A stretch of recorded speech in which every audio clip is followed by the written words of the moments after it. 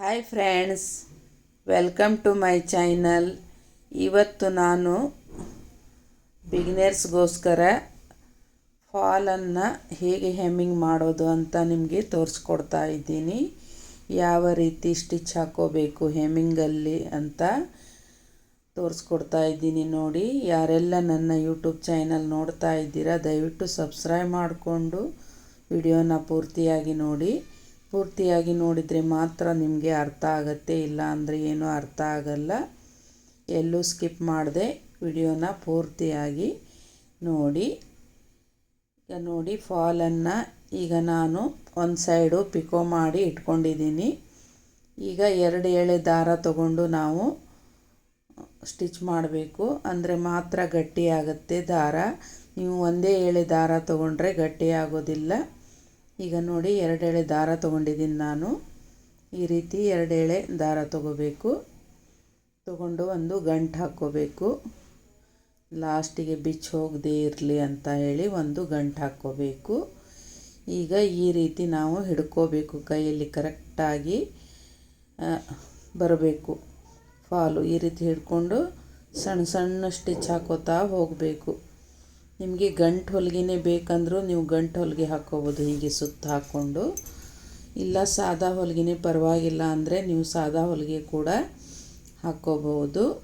ಎರಡನ್ನು ನಾನು ತೋರಿಸ್ತಾ ಇದ್ದೀನಿ. ಗಂಟು ಹೊಲಿಗೆ ಹಾಕಿದರೆ ಗಟ್ಟಿಯಾಗಿ ಚೆನ್ನಾಗಿರುತ್ತೆ, ಏನು ಬಿಚ್ಚಿ ಹೋಗೋದಿಲ್ಲ. ಹೀಗಾಗಿ ಗಂಟು ಹೊಲಿಗೆ ಹಾಕಿದರೆ ತುಂಬ ಒಳ್ಳೆಯದು. ನೋಡಿ, ಈಗ ಲಾಸ್ಟಿಗೆ ಸ್ಟಿಚ್ ಹಾಕ್ಕೊಂಡಾಯಿತು. ಈಗ ಸ್ಟ್ರೇಟ್ ಇಟ್ಕೊಂಡು ಇದೇ ರೀತಿ ಕೆಳಗಡೆ ನಾವು ನೀರಿಗೆ ಬರದೇ ಇರುವ ಹಾಗೆ ಫಾಲನ್ನು ಮೊದಲು ಕರೆಕ್ಟಾಗಿ ಇಟ್ಕೋಬೇಕು. ಈ ನಾವು ದಾರ ತೊಗೋತೀವಲ್ಲ, ಗಂಟು ಬೀಳೋ ಚಾನ್ಸ್ ತುಂಬ ಇರುತ್ತೆ. ಗಂಟು ಬೀಳ್ತಾ ಇರುತ್ತೆ, ನಾವು ಬಿಚ್ಕೋತಾ ಹೋಗಬೇಕು. ಯಾಕಂದರೆ ಎಳೆಯುವಾಗ ಮಾಡುವಾಗ ಗಂಟಾಗತ್ತೆ. ಈಗ ನೋಡಿ, ಈ ರೀತಿ ಸ್ಟಿಚ್ ಹಾಕ್ಕೊಂಡು ಒಂದೊಂದೇ ಸ್ಟಿಚ್ ಹಾಕ್ಕೊಂಡು ದಾರನ ಈ ಕಡೆ ಸೂಜಿ ಮೇಲಿಂದ ರೌಂಡ್ ಹಾಕ್ಕೋಬೇಕು, ಅಂದರೆ ಗಂಟು ಬೀಳುತ್ತೆ. ಗಂಟು ಬಿದ್ದಾಗ ನಮಗೆ ದಾರ ಬಿಚ್ಚಿ ಹೋಗೋದಿಲ್ಲ. ಹೀಗಾಗಿ ಈ ಥರ ಮಾಡಿದರೆ ನಮಗೆ ತುಂಬ ಗಟ್ಟಿಯಾಗಿ ಫಾಲು ಯಾವುದೇ ಕಾರಣಕ್ಕೂ ಬಿಚ್ಚಿ ಹೋಗೋದೇ ಇಲ್ಲ, ಅಷ್ಟು ಗಟ್ಟಿಯಾಗತ್ತೆ ಸ್ಟಿಚ್ಚು.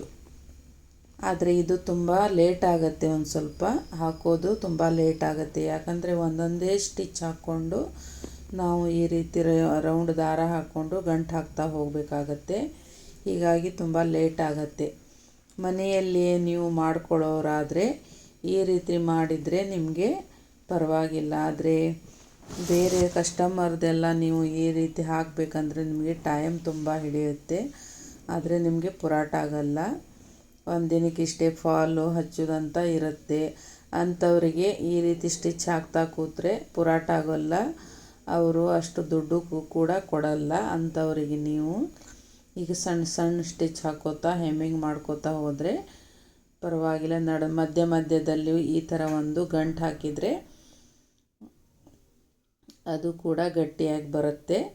ಆ ರೀತಿ ನೀವು ಹಾಕ್ಕೋಬಹುದು. ಇಲ್ಲಪ್ಪ ನೀವು ಗಟ್ಟಿನೇ ಹಾಕ್ಕೊಡ್ತೀವಿ, ನಮ್ಮ ಕಸ್ಟಮರೇ ಮುಖ್ಯ ಅಂತ ಅಂದರೆ ನೀವು ಈ ರೀತಿ ಗಂಟು ಹೊಲಿಗೆನೇ ಹಾಕಿ ಕೊಡ್ಬೋದು. ಕಸ್ಟಮರು ನಿಮಗೆ ತುಂಬ ಚೆನ್ನಾಗಿ ಮಾಡಿದ್ದೀರಾ ಅಂತ ಅವರು ಕೂಡ ನಿಮ್ಮ ಹತ್ರನೇ ಬರ್ಬೋದು. ಈ ರೀತಿ ಹಾಕ್ಕೊಡೋದ್ರಿಂದ ಯಾರೂ ಕೂಡ ಈಗ ಕಸ್ಟಮರ್ದು ಫಾಲ್ ಸ್ಟಿಚ್ ಮಾಡೋರು ಈ ರೀತಿ ಮಾಡೋದಕ್ಕೆ ಹೋಗೋದಿಲ್ಲ. ಅಷ್ಟು ಗಂಟು ಹಾಕೋತಾ ಕೂತ್ರೆ ಸಮಯ ತುಂಬ ವೇಸ್ಟ್ ಆಗುತ್ತೆ. ಹಾಗಾಗಿಂದ ಈ ರೀತಿ ಮಾಡೋದು ತುಂಬಾ ಅಪರೂಪ. ನೀವು ಬೇಕಾದರೆ ಮಾಡಿಕೊಡ್ಬೋದು. ಫಾಲ್ ಮಾತ್ರ ಬಿಚ್ಚಿ ಹೋಗೋ ಚಾನ್ಸೇ ಇರಲ್ಲ, ಅಷ್ಟು ಗಟ್ಟಿಯಾಗಿ ಬರುತ್ತೆ. ನೋಡಿ, ಈ ರೀತಿ ಹಾಕೋದ್ರಿಂದ ನಾವು ನಿಮಗೆ ಕಲೀಲಿ ಅಂತ ಹೇಳಿ ಈ ರೀತಿ ತೋರಿಸ್ತಾ ಇದ್ದೀನಿ.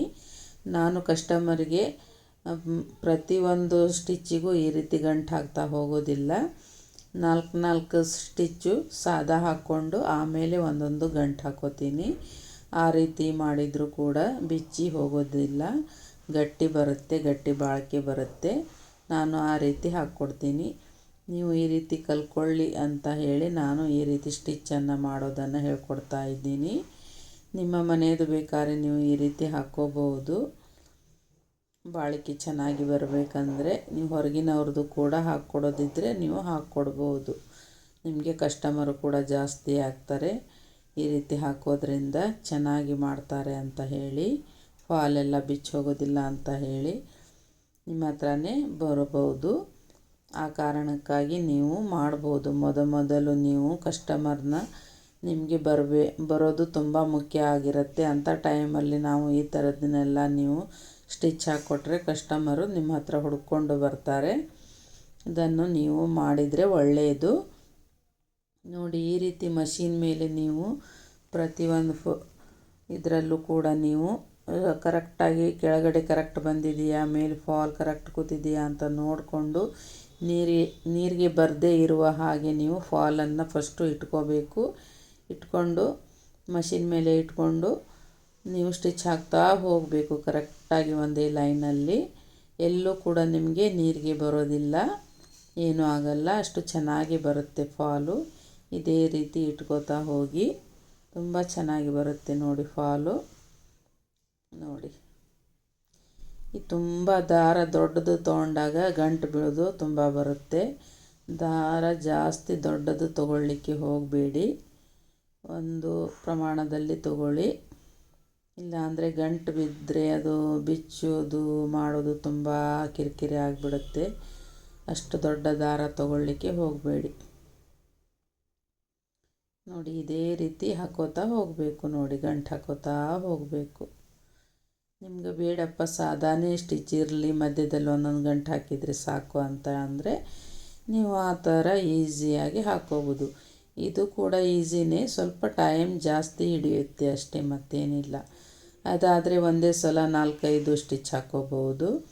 ಈ ರೀತಿ ಹಾಕಿದರೆ ಒಂದು 4-5 ಹಾಕ್ಕೊಳ್ಳಿಕ್ಕೆ ಬರೋದಿಲ್ಲ. ಒಂದೇ ಸ್ಟಿಚ್ ಹಾಕ್ಕೋಬೇಕಾಗತ್ತೆ. ಒಂದೊಂದೇ ಸ್ಟಿಚ್ ಹಾಕ್ಕೊಂಡು ಗಂಟು ಹಾಕೋತಾ ಹೋಗಬೇಕಾಗತ್ತೆ. ಹೀಗಾಗಿ ತುಂಬ ಟೈಮ್ ಹಿಡಿಯುತ್ತೆ. ನಿಮಗೆ ಯಾವುದು ಸರಿ ಅನಿಸುತ್ತೋ ನೀವು ಅದನ್ನು ಮಾಡ್ಬೋದು. ನೋಡಿ, ಈಗ ಲಾಸ್ಟಿಗೆ ದಾರ ಮುಗೀತು, ಒಂದು ಗಂಟು ಹಾಕ್ಕೊಳ್ಳಿ, ಇಲ್ಲ ಅಂದರೆ ಬಿಚ್ಚಿಬಿಡುತ್ತೆ. ಅದಕ್ಕೆ ಒಂದು ಗಂಟು ಹಾಕ್ಕೊಂಡು ಮತ್ತೆ ಬೇರೆ ದಾರ ತಗೊಂಡು ಮತ್ತೆ ಪೋಣಿಸ್ಕೊಂಡು ಸೂಜಿಯಲ್ಲಿ ಪೋಣಿಸ್ಕೊಂಡು ಮತ್ತೆ ತಗೊಳ್ಳಿ. ಈ ಒಂದೇ ಸಲ ಇಡೀ ಫಾಲಿಗೆ ಬರುವ ಹಾಗೆ ನಾವು ದಾರ ತಗೋಬಹುದು. ಆದರೆ ಮಧ್ಯದಲ್ಲಿ ಗಂಟು ಬಿದ್ದು ಬಿಡುತ್ತೆ. ಆವಾಗ ಮತ್ತು ಬಿಚ್ಚೋದು ಮಾಡೋದು ಅದೊಂದು ದೊಡ್ಡ ಕೆಲಸನೇ ಆಗುತ್ತೆ. ಒಂದೊಂದು ಸಲ ಬಿಚ್ಚೋದಕ್ಕೂ ಆಗೋದಿಲ್ಲ, ಆ ಥರ ಗಂಟು ಬಿದ್ದು ಬಿಡುತ್ತೆ. ಆವಾಗ ತುಂಬ ನಮ್ಗೆ ಕಿರಿಕಿರಿ ಆಗಿಬಿಡುತ್ತೆ. ಅದ್ರ ಬದಲು ಒಂದು ಫಾಲ್ ಹಚ್ಚಲಿಕ್ಕೆ ನಾವು 2 ಸಲ ದಾರ ತೊಗೊಂಡ್ರೆ ಒಳ್ಳೆಯದು. ಆ ಥರ ಪ್ರಾಬ್ಲಮ್ ಬರಲ್ಲ, ಗಂಟು ಬೀಳೋದು ಆ ಥರ ಪ್ರಾಬ್ಲಮ್ ಬರೋದಿಲ್ಲ. ಹೀಗಾಗಿ ನೀವು ಆ ಥರನೇ ತೊಗೊಳ್ಳಿ. ಈಗ ನೋಡಿ, ಈ ರೀತಿ ನಾನು ಗಂಟು ಹಾಕ್ತಾ ಹೋಗ್ತಾ ಇದ್ದೀನಿ. ನಿಮಗೆ ಅರ್ಥ ಆಗಿದೆ ಅಂದ್ಕೊಂಡಿದ್ದೀನಿ. ಅರ್ಥ ಆಗಲಿಲ್ಲ ಅಂದರೆ 1-2 ಸಲ ನೋಡಿ, ವಿಡಿಯೋನ ನೋಡಿ ಅರ್ಥ ಮಾಡಿಕೊಂಡು ಕಲೀರಿ. ನೀವು ಹೇಗೆ ವಿಡಿಯೋ ನೋಡ್ತಾ ಹೋಗ್ತೀರಾ ಹಾಗೆ ನಿಮ್ಮ ತಲೆಯಲ್ಲಿ ಅದು ಕೂತು ಬಿಡುತ್ತೆ, ಇದೇ ಥರ ಅಂತ ಹೇಳಿ. ನೀವು ಎಷ್ಟು ವಿಡಿಯೋ ನೋಡಿಕೊಂಡು ಕಲಿತೀರೋ ಅಷ್ಟು ಒಳ್ಳೆಯದು. ಒಂದು ಟ್ರೈ ಮಾಡಿ, ನೀವು ಸೀರೆ ಟ್ರೈ ಮಾಡಿ ಪಿಕೋ ಮಾಡಿಕೊಂಡು, ಈ ಥರ ಪಿಕೋ ಮಾಡಿಕೊಂಡು ಮಾಡೋದಕ್ಕೆ ಟ್ರೈ ಮಾಡಿ. ಪಿಕೋ ಮಷಿನ್ ಬರಲಿಲ್ಲ ಅಂದರೆ ಹೇಳಿ, ಪಿಕೋ ಬಗ್ಗೆನೂ ನಾನು ವಿಡಿಯೋ ಹಾಕ್ತೀನಿ, ಅದು ಕೂಡ ಹಾಕ್ತೀನಿ. ಯಾವ ರೀತಿ ಪಿಕೋ ಮಾಡಬೇಕು ಅನ್ನೋದು ಕೂಡ ನಾನು ನಿಮಗೆ ತಿಳಿಸ್ಕೊಡ್ತಾ ಇದ್ದೀನಿ. ಈ ಪಕ್ಕದ ಮನೆಯಲ್ಲಿ ಒಂದು ಕೆಲಸ ಮಾಡ್ತಾ ಇದ್ದಾರೆ, ತುಂಬ ಸೌಂಡ್ ಬರ್ತಾ ಇದೆ, ದಯವಿಟ್ಟು ಕ್ಷಮಿಸಿ. ನೋಡಿ, ಈ ರೀತಿ ಲಾಸ್ಟಿಗೆ ಬಂತು, ಈಗ ಮುಗಿಲಿಕ್ಕೆ ಬಂತು. ದಾರ ಸ್ವಲ್ಪ ಕಡಿಮೆನೇ ಬೀಳ್ತಾ ಇದೆ. ಇನ್ನೊಂದು ಸ್ವಲ್ಪ ದಾರ ತಗೊಂಡು ಮತ್ತೆ ನಾನು ಪೋಣಿಸ್ಕೋಬೇಕು ಸೂಜಿಲಿ. ನೋಡಿ, ಸಣ್ಣ ತೊಗೊಂಡ್ರೆ ಮತ್ತೆ ದಾರ ಪೋಣಿಸ್ಕೋತಾ ಕೊಡಬೇಕಾಗತ್ತೆ. ಅದೇ ಉದ್ದ ತೊಗೊಂಡ್ರೆ ಒಂದು 2 ಸಲ, ಒಂದು ಫಾಲಿಗೆ 2 ಸಲ ಬರುವಷ್ಟು ದಾರ ತೊಗೋಬೇಕು. ನೋಡಿ, ಇದೇ ರೀತಿ ಲಾಸ್ಟಿಗೆ ಬಂತು. ಈಗ ಫಾಲ್ ಮಾತ್ರ ನೀವು ಕರೆಕ್ಟಾಗಿ ಇಟ್ಕೋಬೇಕು. ಕೆಳಗಡೆ ಹೇಗೆ ಕೂತಿದೆ ಅಂತ ನೋಡಿಕೊಂಡು ಹಚ್ಕೊಂಡ್ರೆ ತುಂಬ ಒಳ್ಳೆಯದು. ಒಂದೊಂದು ಸಲ ಏನಾಗುತ್ತೆ, ನಾವು ಕೆಳಗಡೆ ನೋಡ್ಕೊಂಡಿರೋದಿಲ್ಲ, ಹಾಗೆ ಸ್ಟಿಚ್ ಮಾಡ್ತಾ ಹೋಗ್ತೀವಿ. ಒಂದೊಂದು ಸಲ ಏರುಪೇರು ಆಗಿ ಮುದ್ದೆ ಆಗೋ ಚಾನ್ಸ್ ತುಂಬ ಇರುತ್ತೆ. ಹೀಗಾಗಿ ಕೆಳಗಡೆ ಹೇಗೆ ಕೂತಿದೆ ಅಂತ ನೋಡಿಕೊಂಡು ಮಾಡ್ಕೊಳ್ಳಿ.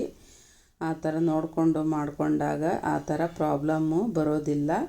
ಫಾಲು ನೀಟಾಗಿ ಬರುತ್ತೆ, ಎಲ್ಲೂ ಕೂಡ ಒಂದು ನೀರಿಗೆ ಕೂಡ ಬರಲ್ಲ, ಅಷ್ಟು ಚೆನ್ನಾಗಿ ಬರುತ್ತೆ ನೋಡಿ. ಈ ರೀತಿ ಮಡಚ್ಕೊಂಡು ಫೋಲ್ಡ್ ಮಾಡಿಕೊಂಡು ಸ್ಟಿಚ್ ಹಾಕ್ಕೋಬೇಕು. ಎಂಡಿಗೆ ಸ್ಟಿಚ್ ಹಾಕ್ಕೊಂಡು ಒಂದು ಗಂಟು ಹಾಕ್ಕೊಳ್ಳಿ. ಒಂದು 2-3 ಗಂಟು ಹಾಕಿದರೂ ಪರವಾಗಿಲ್ಲ, ಹೋಗೋದಿಲ್ಲ.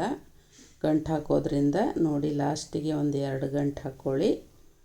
ಈಗ ನೋಡಿ ಲಾಸ್ಟಿಗೆ ಈ ಥರ ಫೋಲ್ಡ್ ಮಾಡಿಕೊಂಡು ನೀವು ಕರೆಕ್ಟಾಗಿ ಹಿಡ್ಕೊಂಡು ಸ್ಟಿಚ್ ಮಾಡಿದರೆ ಆಯಿತು ನೋಡಿ. ಫಾಲ್ ರೆಡಿ ಆಯಿತು ನೋಡಿ. ಇದೇ ರೀತಿ ಸ್ಟಿಚ್ ಹಾಕೋತಾ ಹೋಗಬೇಕು.